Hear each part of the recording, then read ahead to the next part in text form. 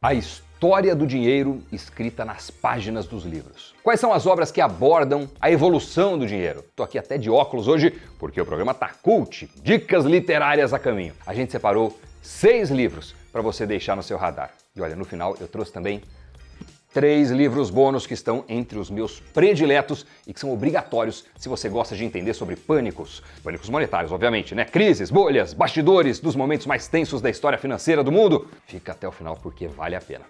Cafeína tá no ar, roda a vinheta.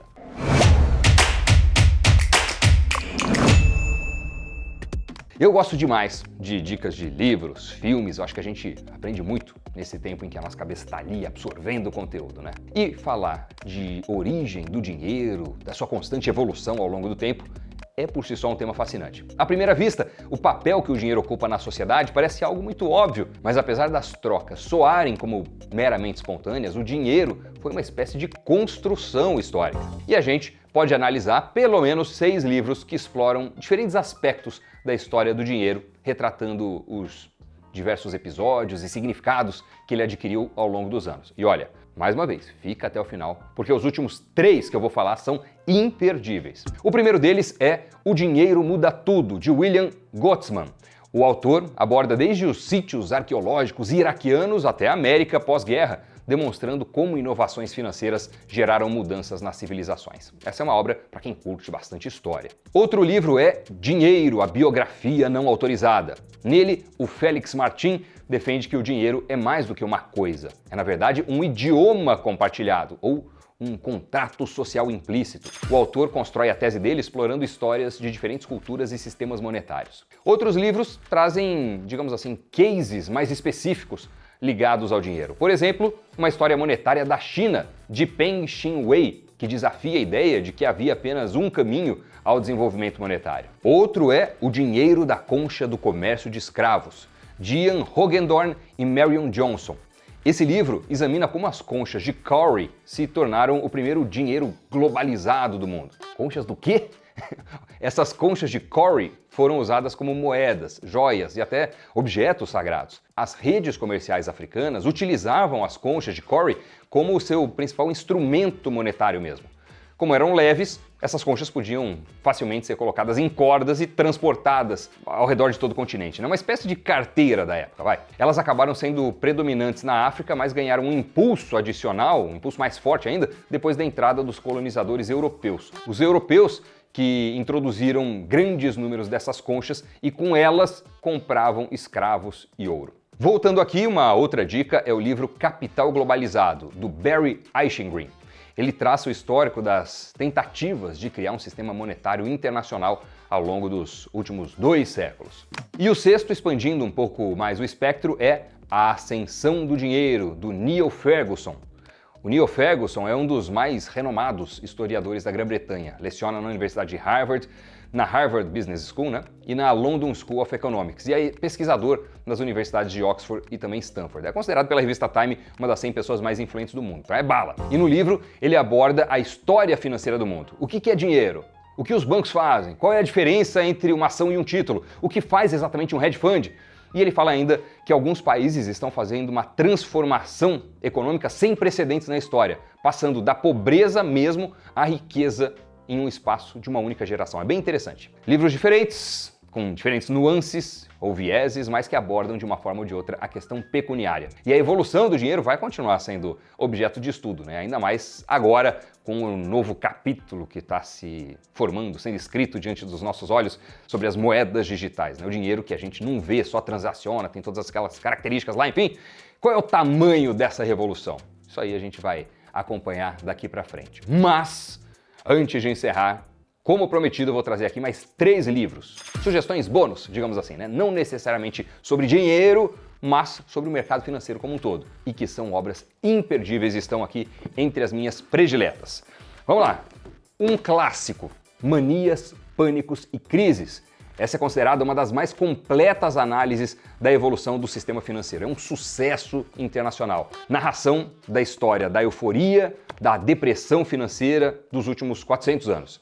As turbulências, as crises financeiras têm características muito semelhantes. E tem 2 aspectos que eles trazem aqui que nem sempre as pessoas falam nessas análises. A psicologia, a importância do comportamento psicológico do investidor, em oposição àquela premissa de que a racionalidade econômica é absoluta. E outro ponto, o papel da mídia na propagação de bolsas e pânicos. Vale a pena ler, um livro super recomendado, um dos melhores livros de todos os tempos pelo Financial Times, é um baita de um sucesso. A história das catástrofes econômicas mundiais. Tá aqui mais uma vez esse livro, sugestão aqui para vocês. Outra sugestão, essa aqui. 8 séculos de delírios financeiros. Dessa vez é diferente, né? As 4 palavras mais perigosas em finanças são "dessa vez é diferente". Esse livro aqui é pancada, até o prefácio é do Armínio Fraga. Ele envolve 66 países em 5 continentes e faz uma análise bem abrangente da diversidade de crises financeiras ao longo de espantosos 8 séculos de calotes de dívidas públicas, pânicos bancários, surtos inflacionários, desde os deslastres de moedas na Idade Média até a catástrofe do subprime lá de 2008. Tem muita gente parruda aqui elogiando esse livro. Ó, tem o próprio Neil Ferguson, né, que eu falei, da Ascensão do Dinheiro. Ele fala bem aqui, simplesmente a melhor investigação empírica publicada sobre crises financeiras. Tem o Martin Wolf, do livro A Reconstrução do Sistema Financeiro Global. O próprio Robert Shiller, famosíssimo, né, dizendo aqui que 8 séculos de delírios financeiros é sensacional porque oferece a perspectiva do que precisamos saber sobre uma crise econômica mundial. Enfim, é muito, muito bom. E o Kenneth Rogoff, que é um dos autores, é dos mais aclamados professores de economia em Harvard. Então, tá aqui mais uma sugestão para vocês. E, por fim, este livro. When Genius Failed, Quando Gênios Falharam, a montanha-russa do Long Term Capital Management, um dos principais fundos de investimento do mundo, fundado em 93, com gente muito graúda, 2 vencedores de Prêmio Nobel de Economia, um Dream Team, um fundo de arbitragem que teria risco baixíssimo e um retorno assustador, e teve durante um tempo. Se tornou o principal, mais cobiçado fundo de Wall Street e repentinamente perdeu de forma catastrófica o seu valor, né? Afetou não só os principais bancos, mas a estabilidade de todo o sistema financeiro. É uma história extremamente envolvente. É difícil de achar esse livro aqui, tá? Vocês sabem, não sei se sabem, mas eu trabalhei 6 anos no mercado financeiro, na tesouraria de um grande banco, né? Tesouraria do Citibank, fazendo negociação de câmbio, compra, vende, aquela coisa toda. E eu tinha lá um tutor. E o meu tutor que deu esse aqui no começo da minha vida no mercado financeiro. E é muito legal. Ó, a própria The Economist coloca aqui um storytelling do jornalismo na sua melhor forma. E foi o livro do ano, naquele ano, pela Business Week. Tem até um gráfico aqui. Olha, eu aposto que LTCM, né, Long Term Capital Management, é um fundo a respeito do qual muitos nunca ouviram falar. Eu mesmo na época nunca tinha ouvido falar. Mas foi aquele fundo assim que chegou e dominou todas as atenções, todo mundo queria fazer parte dele. Pensa, 2 vencedores do Prêmio Nobel no seu time, cuidando do seu dinheiro. Quem não vai querer fazer isso, né? Conseguiram, assim, bilhões de patrimônio. E esse gráfico, vamos ver se a câmera consegue pegar, ó, mostra a evolução de $1 investido nesse fundo. De 94, subindo, até 98, quando acontece o colapso, indo praticamente para pó. E esse livro conta os bastidores de tudo isso aqui. Sensacional! When Genius Failed, acho que o título em português deve ser Quando Gênios Falharam, alguma coisa assim. Vale procurar, mas é muito difícil de achar, hein? Raridade. É isso, pessoal!